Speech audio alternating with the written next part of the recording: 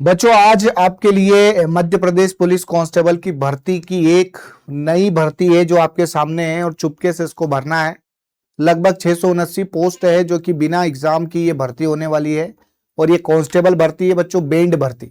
जो MP police जो police में बैंड बजाते हैं, मतलब बैंड मतलब पियानो वगैरह इस तरीके से, हालांकि बैंड तो बजाते ही हैं वो भी, तो उसकी भर्ती निकली है और इसके जो फॉर्म की डेट है बच्चों कल से ही स्टार्ट हो गई है, 5 अप्रैल से। इसके बारे में सबसे पहले मैं आपको बेसिक तरीके समझा दूं कि ये है क्या एक्चुअल में। सबसे पहली बात तो समझिएगा कि इसकी एग्जाम डेट जो है ये शुरुआत हो चुकी है 5 अप्रैल से। 19 अप्रैल तक इसके फॉर्म भराए जाएंगे। 24 तारीख तक, 24 अप्रैल तक इसमें आप संशोधन कर सकते हो और इसमें सिर्फ और सिर्फ पुरुष ही एलिजिबल रहेंगे।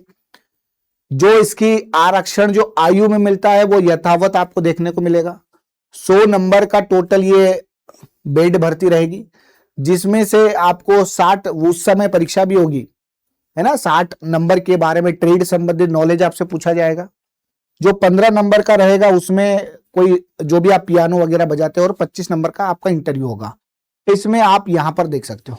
यदि हम देखते हैं बच्चों इसके बारे में एकदम शॉर्ट में देखते हैं भाई, शॉर्ट में यदि आप देखोगे तो देखिएगा, यदि मैं आपसे बात करूं तो बच्चों यहां आपको दिख नहीं रहा होगा पर मैं आप सभी को बता दूं, हालांकि मैंने इसकी और इसका नोटिफिकेशन बच्चों आपको सीएमसी के टेलीग्राम पर मिल जाएगा। 5 अप्रैल से फॉर्म भराना स्टार्ट होगा, 19 अप्रैल तक फॉर्म भराएंगे, 24 तारीख तक संशोधन करोगे। भाई यूआर के लिए 500 रुपए है, बाकी सबके लिए 250 रुपए आपको मिलते हैं। देखिए इसमें टोटल 679 पोस्टें आपको देखने को मिल रही है। कितनी है? 679 पोस्ट आपको मिलेगी। और इसकी आरक्षक बनने के लिए न्यूनतम शैक्षणिक अर्हता, जितने अनारक्षित अनुसूचित जाति एससी और ओबीसी वाले हैं उनको 10वीं 12वीं चाहिए बच्चों। एसटी वालों के लिए 8वीं चाहिए। यहाँ पर लिखा अनुसूचित जनजाति है तो 8वीं पास उत्तीर्ण करना है। बाकी जितने भी है उनके लिए बच्चों आपको 10वीं 12वीं आपको चाहिए।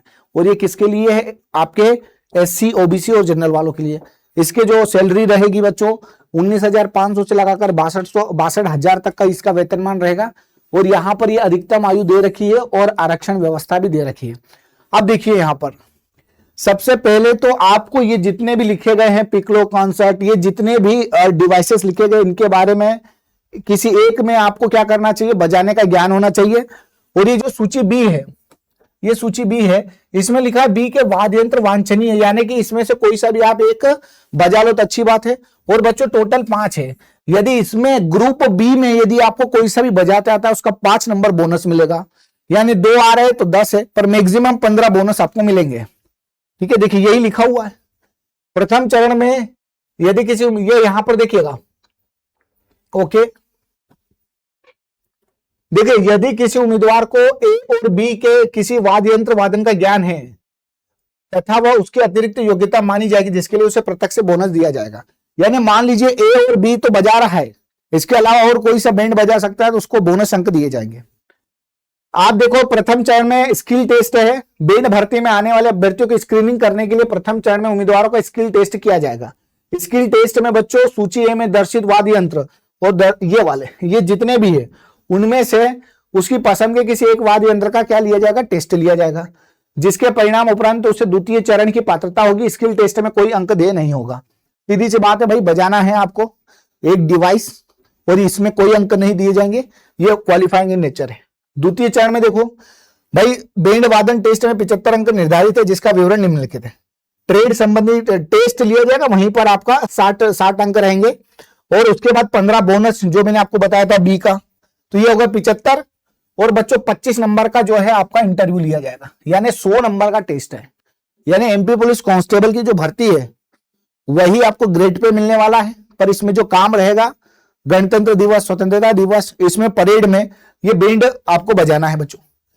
यहां आप देख सकते हो पुरुषों के लिए है, उनकी ऊंचाई कितनी होनी चाहिए, सीना उनका कितना होना चाहिए, ये आपको। और शारीरिक मापदंड में किसी भी प्रकार का बच्चों आपको यहां पर छूट नहीं दिया जाएगा। जितनी भी शारीरिक माप रहेगी उसमें किसी प्रकार का छूट नहीं दिया जाएगा। एकदम ये वाली आपके बारे में नौकरी की जानकारी थी।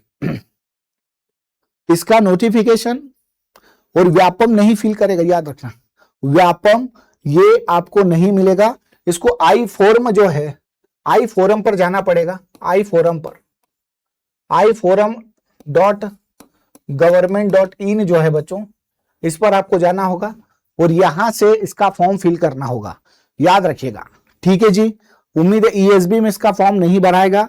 इसका फॉर्म iforma.government.in पर जाओगे, पहली ही वेबसाइट खोलोगे, वहां इसका फॉर्म भरा जाएगा। ठीक है, और रील के माध्यम से हम आपको बता देंगे। उम्मीद है बच्चों आज का ये वाली जो इन्फॉर्मेशन थी आपको सटीक रूप से समझ में आ गई होगी। जो भी मेरा भाई इसमें एलिजिबल हो, बढ़िया तरीके से फॉर्म भरिएगा, कंपटीशन नहीं के बराबर है। मिलते हैं इसी प्रकार की जानकारी के साथ, बने रहे सीएमसी इंदौर के साथ। बहुत बहुत धन्यवाद, जय हिंद।